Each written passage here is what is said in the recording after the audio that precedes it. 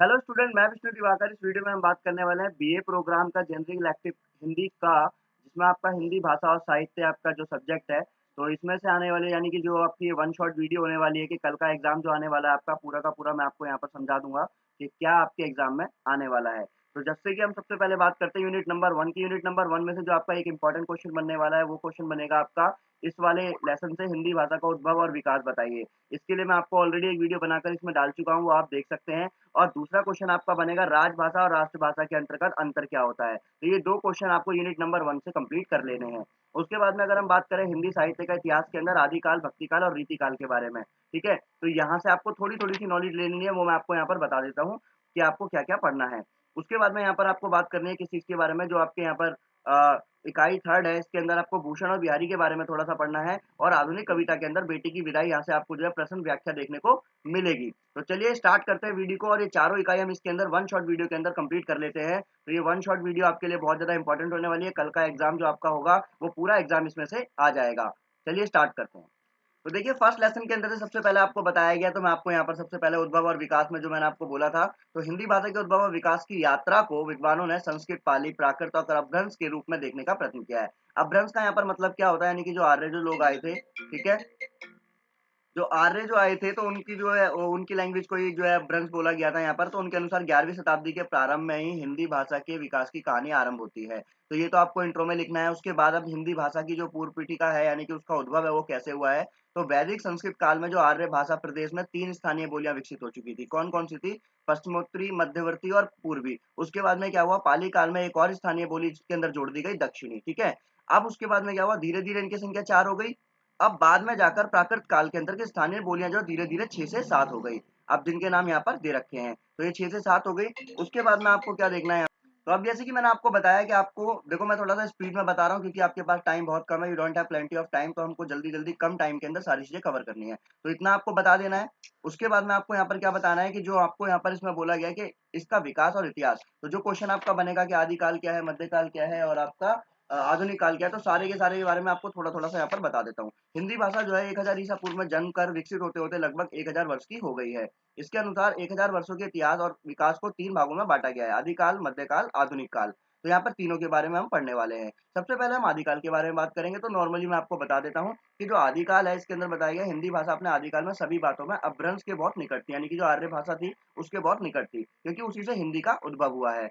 अब यहाँ पर इसमें सबसे पहले बात करते हैं ध्वनि की। तो इसमें ना कुछ 8 स्वर थे, जैसे कि अ आ ई उ ऊ और उ ई ए ओ। तो ये जो 8 स्वर थे इसके अंदर मूल थे आदिकाल के अंतर्गत, और 2 नए स्वर और ए और ओ इसके अंदर विकसित हो गए थे।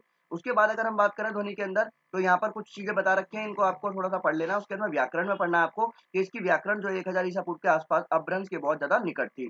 भाषा में काफी रूप ऐसे थे जो कि अपभ्रंश के थे, यानी कि आर्य भाषा के थे इसके अंतर्गत। वो सब चीजें इसके अंदर दी गई है, और धीरे धीरे 1500 तक आते आते क्या हुआ, हिंदी अपने पैरों पर खड़ी हो गई है। उसके बाद अगर हम बात करें यहाँ पर तो शब्द भंडार की, तो उसमें देखने को मिलता है कि आदिकाल हिंदी शब्द का भंडार जो है अपने प्रारंभिक चरण में अपभ्रंश का ही था, किंतु धीरे धीरे कुछ परिवर्तन हुआ, जिसमें कि 2-3 बातें इसके अंदर बहुत ज्यादा उल्लेखनीय है। पहले भक्ति आंदोलन का प्रारंभ हुआ, मुसलमानों का आगमन हुआ, जिसकी वजह से फारसी, अरबी, तुर्की शब्द जो है हिंदी के अंदर जोड़ दिए गए। बाद में भक्ति आंदोलन और मुसलमानों शासन का प्रभाव समाज पर भी पड़ने लगा, और परिणाम स्वरूप इस बात की भी संभावना हो सकती है कि कुछ ऐसे पुराने शब्द जो कि अपभ्रंश में प्रचलित थे, इस काल में अनावश्यक होने के कारण हिंदी शब्द भंडार से निकाल दिए गए। तो ये आपका हो गया सबसे पहला पॉइंट। उसके बाद में हम बात करते हैं मध्यकाल की। तो मध्यकाल में भी क्या बता रखा है कि इस काल में आकर ध्वनि, व्याकरण और शब्द भंडार के क्षेत्र में क्या हुआ, धीरे धीरे परिवर्तन आ गए। इसमें भी क्या हुआ, फारसी की शिक्षा की कुछ व्यवस्था की गई थी।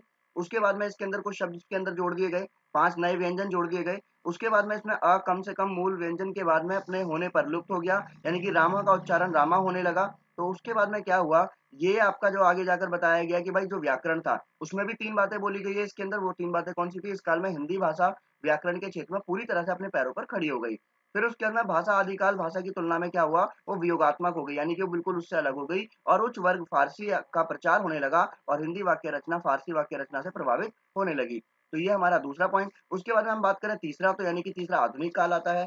आधुनिक काल के अंदर क्या बताया गया है, इसमें बोला गया कि आधुनिक काल के अंतर्गत जो है शिक्षा के व्यवस्थित प्रचार के कारण प्रारंभ में हिंदी प्रदेश में अनेक क्षेत्रों में कचेरी की भाषा जो है उर्दू होने लगी, यानी कि जितना भी वहां पर काम होता था वो सब उर्दू में होने लगा।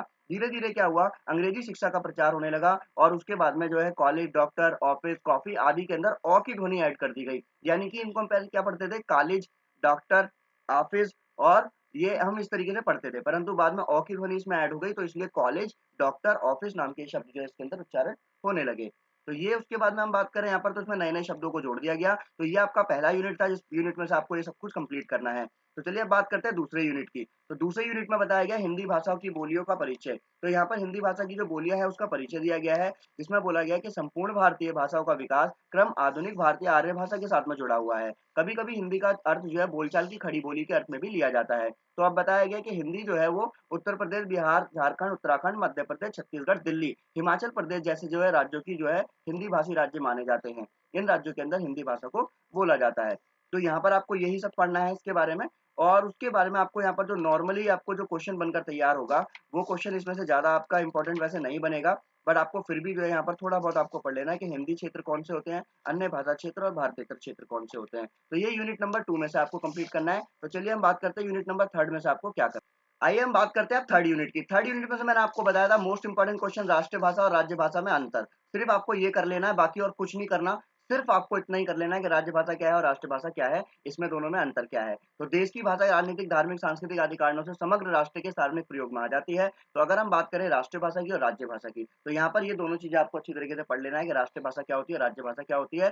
आपको सिर्फ इतना ही समझना है कि जो राष्ट्रीय भाषा है और राज्य भाषा है, इन दोनों में अंतर क्या है। इसमें से सिर्फ आपका यही क्वेश्चन पूछा जाएगा, और उसके बाद में आपको यहाँ पर एक क्वेश्चन ये भी है आपका जो थोड़ा सा, कि राजभाषा संशोधन अधिनियम जो है, इसके बारे में थोड़ा सा पढ़ लेना है। और उसके बाद में आपको पढ़ लेना है इसके अंदर जो एक और अधिनियम इसमें दिया गया है आपको, और उसके बाद में यूनिट नंबर 3 में से आपका ये सब कुछ कंप्लीट हो जाएगा। सिर्फ आपको इतना ही पढ़ना है जो कि आपके कल के एग्जाम में आपको देखने को मिलने वाला है। संपर्क भाषा के रूप में हिंदी, ठीक है। तो यहाँ पर आप संपर्क भाषा जो है शब्द जो अंग्रेजी में क्या होता है, लिंग्वा फ्रैंस जिसे हम बोलते हैं, इसके अर्थ में बोला जाता है यानी कि सामान्य बोली या लोक बोली को जिसको हम नाम देते हैं। तो इसके बारे में थोड़ा सा आपको और पढ़ लेना है। तो भारत की संपर्क भाषा क्या है, या फिर भारत में जो राष्ट्रीय भाषा और राज्य भाषा में अंतर बताइए। ये दो चीज आपको यहाँ पर कंप्लीट कर लेनी है। उसके बाद अगर हम बात करें तो हिंदी साहित्य का इतिहास, आदिकाल, और ये चीजें हम पहले ही ऑलरेडी बता चुके हैं, इनके बारे में आपको सब करना है। बट अब आपको क्या करना है, मैं आपको यहाँ पर बता देता हूँ कि आपके पास में प्रसंग व्याख्या वाले जो क्वेश्चन आएंगे उन्हें आप कैसे अटेम्प्ट करेंगे। तो प्रसंग व्याख्या वाले क्वेश्चन को हम लोग देख। तो स्टूडेंट हम बात करते हैं यूनिट नंबर 4 में से जो आपका इंपॉर्टेंट है, वो माखनलाल चतुर्वेदी बेटी की विदाई वाली जो आपकी कविता है, इसके अंदर से आपको प्रसंग व्याख्या लिखने को आएगा। तो आपने 11th और 12th के अंदर प्रसंग व्याख्या अच्छी तरीके से हिंदी में लिखा होगा, पर फिर भी आपको नहीं पता है तो मैं आपको बता देता हूँ प्रसंग व्याख्या कैसे लिखते हैं। तो आपके सामने क्या होगा, पहले आपके सामने जो है एक छोटी सी जो लाइनें दी गई होंगी, और उस लाइनों के बारे में आपको बोला जाएगा कि आप उसमें से क्या करें, प्रसंग की व्याख्या लिखें। तो पहले कविता का सार पढ़ लेते हैं। कविता के सार में बताया गया जो बेटी की विदा है, इसमें बताया गया कि विवाह के बाद में विवाह पूर्व जो विदाई के समय पर एक पिता के मन में आने वाले जो विचार होते हैं, उसके बारे में यहाँ पर बताया गया है।